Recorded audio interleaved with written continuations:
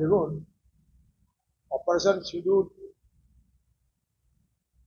তাকে সফল যদি করে থাকে তাহলে সেটা ভারতবর্ষের সেনাবাহিনী। আমরা সেই সেনাবাহিনীর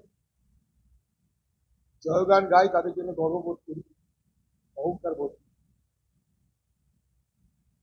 তার জন্যই কংগ্রেস দল প্রথম দিন থেকে রাহুল গান্ধীর নেতৃত্বে বারবার করে যেটা বলার চেষ্টা করবে যে পার্লামেন্টে বিশেষ অধিবেশন ডেকে অপারেশন সিঁদুর, ভারতবর্ষের সফলতা, আজকের পরিস্থিতি সব মিলিয়ে বিস্তারিত আলোচনা হবে।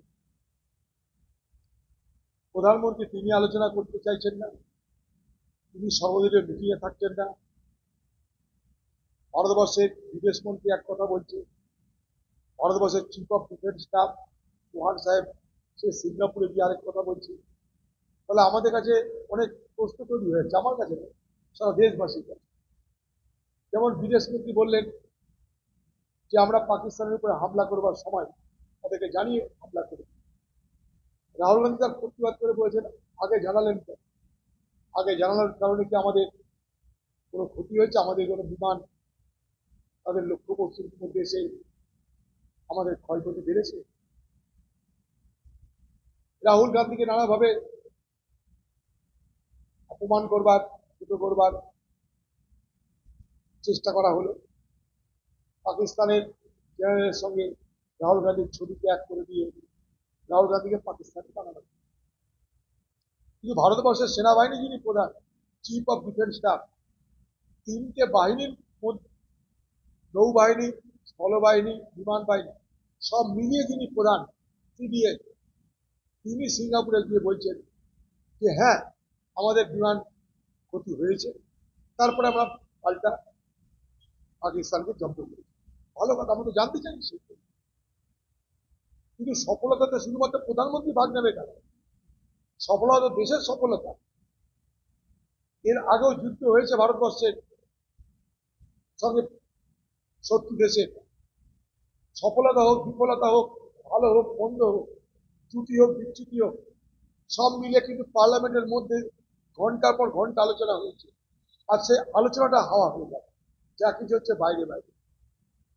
এই যে কাউন্সিলকে ডাকা হচ্ছে, কাউন্সিল অফ মিনিস্টার মানে কি? সেখানটা ক্যাবিনেট মন্ত্রী থাকবে, সেখানে রাজ্যমন্ত্রী থাকবে, অর্থাৎ সব সরকারি মন্ত্রীদের সঙ্গে মোদীজির আলোচনা। আপনি তো সেখানে বিরোধী দলকে ডাকতে পারতেন,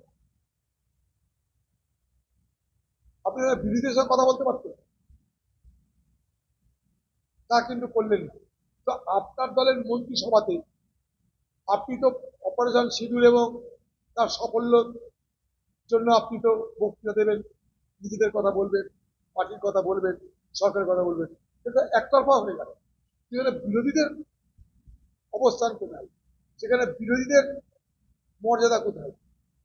প্রশ্ন আমাদের এই কারণে, কারণ বিরোধী যারা, আমরা তো সমর্থন করি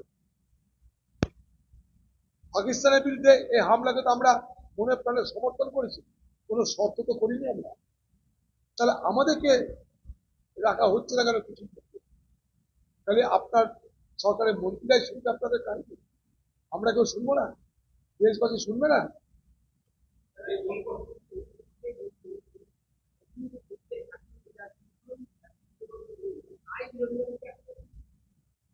দেখুন, বিরোধীরা, আমি জানি প্রথম দিনই রাহুল গান্ধীর নেতৃত্বে কংগ্রেস দলের পক্ষ থেকে এবং তার পরপর সমস্ত বিরোধী দল, তারা